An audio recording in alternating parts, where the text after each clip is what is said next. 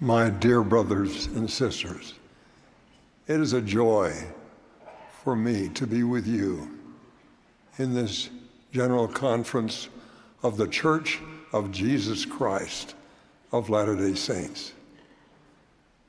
This is His church. We are gathered in buildings and homes all over the world in His name. We take His name upon us when we enter His kingdom by covenant. He is the resurrected and glorified Son of God. We are mortals, subject to sin and death. Yet, in His love for each of us, the Savior invites us to come closer to Him. Here is His invitation to us. Draw near unto me, and I will draw near unto you. Seek me diligently, and ye shall find me. Ask, and ye shall receive.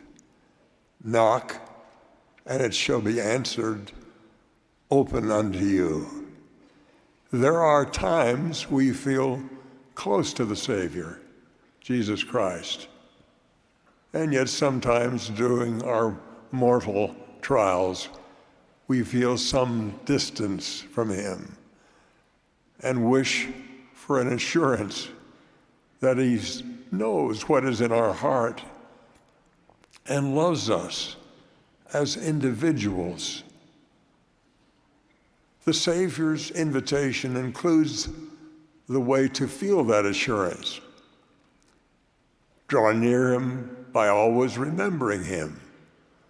Seek Him diligently through Scripture study. Ask through heartfelt prayer to Heavenly Father to feel closer to His beloved Son. There is a simple way to think about it. It's what you would do if you were separated for a time from dear friends. You would find a way to communicate with them. You would cherish any message you received from them, and you would do all you could to help them. The more that happened, the longer it lasted, the deeper the bond of affection would be strengthened, and you would feel yourself drawing ever nearer. If much time passed without the cherished communication and the opportunity to help one another, the bond would weaken. Jesus Christ loves each of us. He offers that opportunity to draw closer to Him. As with a loving friend, you will do it in much the same way, by communicating through prayer to Heavenly Father in the name of Jesus Christ, listening for cherished guidance from the Holy Ghost, and then serving others for the Savior cheerfully. Soon, you would feel that blessing of drawing nearer to Him. In my youth, I experienced the joy of coming closer to the Savior and of His coming closer to me through simple acts of obedience to the commandments. When I was young, the sacrament was offered during an evening meeting. I can still remember one specific night more than 75 years ago when it was dark and cold outside. I remember a feeling of light and warmth as I realized that I had kept the commandment to gather with the saints to partake of the sacrament, covenanting with our Heavenly Father to always remember His Son and keep His commandments. At the end of the meeting that night, we sang the hymn, "Abide with me, 'tis eventide," with the memorable words, "O Savior, stay this night with me." These words brought an overwhelming sense of the Spirit to me, even as a young boy. I felt the Savior's love and closeness that evening through the comfort of the Holy Ghost. Years later, I wanted to rekindle the same feeling of the Savior's love and the closeness I had felt to the Lord during that sacrament meeting in my youth. So I kept another simple commandment. I searched the scriptures. In the book of Luke, I read of the third day after his crucifixion and burial, when faithful servants had come out of love for the Savior to anoint his body. When they arrived, they found the stone rolled away from the tomb and saw that his body was not there. Two angels stood by and asked why they were afraid. "Why seek ye the living among the dead? He is not here, but is risen. Remember how he spake unto you when he was yet in Galilee, saying, the Son of Man must be delivered into the hands of sinful men and be crucified, and the third day rise again." That evening at dusk, two disciples walked from Jerusalem on the road to Emmaus, and the resurrected Lord appeared to them and walked with them. The book of Luke allows us to walk with them that evening. And it came to pass that while they communed together and reasoned, Jesus himself drew near and went with them. But their eyes were holden that they should not know him. And he said unto them, "What manner of communications are these that ye have one to another as ye walk and are sad?" And one of them, whose name was Cleopas, answering, said unto him, "Art thou only a stranger in Jerusalem, and hast not known the things which are come to pass there in these days?"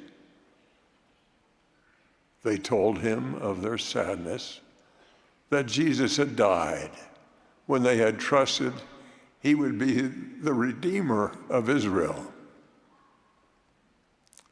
There must have been affection in the risen Lord's voice as he spoke to those two sorrowful and mourning disciples. As I continued to read, there came these words that warmed my heart, just as I had felt when I was a little boy. "And they drew nigh unto the village whither they went, and he made as though he would have gone further. But they constrained him, saying, Abide with us, for it is toward evening, and the day is far spent." And he went in to tarry with them. The Savior accepted that night the invitation to enter the house of his disciples. He sat at meat with them. He took bread, blessed it, broke it, and gave it to them. Their eyes were opened, and they knew him. Then he vanished out of their sight. Luke recorded for us the feelings of those blessed disciples. And they said one to another, "Did not our heart burn within us while he talked with us by the way, and while he opened to us the scriptures?" The two disciples then rushed back to Jerusalem to tell the 11 apostles what had happened. As they were sharing their experience, the Savior appeared again. He stood in the midst of them and saith unto them, "Peace be unto you." He then reviewed the prophecies of his mission to atone for the sins of all his Father's children and to break the bands of death. And he said unto them, "Thus it is written, and thus it behooved Christ to suffer and to rise from the dead the third day, and that repentance and remission of sins should be preached in his name among all nations, beginning at Jerusalem. And ye are witnesses of these things." Just as his beloved disciples, every child of Heavenly Father who has chosen to enter through the gate of baptism is under covenant to be a witness of the Savior and to care for those in need throughout our mortal lives. This commitment was made plain for us by the great Book of Mormon prophet Alma centuries ago at the waters of Mormon. As you're desirous to come into the fold of God and to be called his people and are willing to bear one another's burdens, that they may be light, yea, and are willing to mourn with those that mourn, and comfort those that stand in need of comfort, and to stand as witnesses of God at all times and in all things and in all places, even until death, that you may be redeemed of God, that you may have eternal life.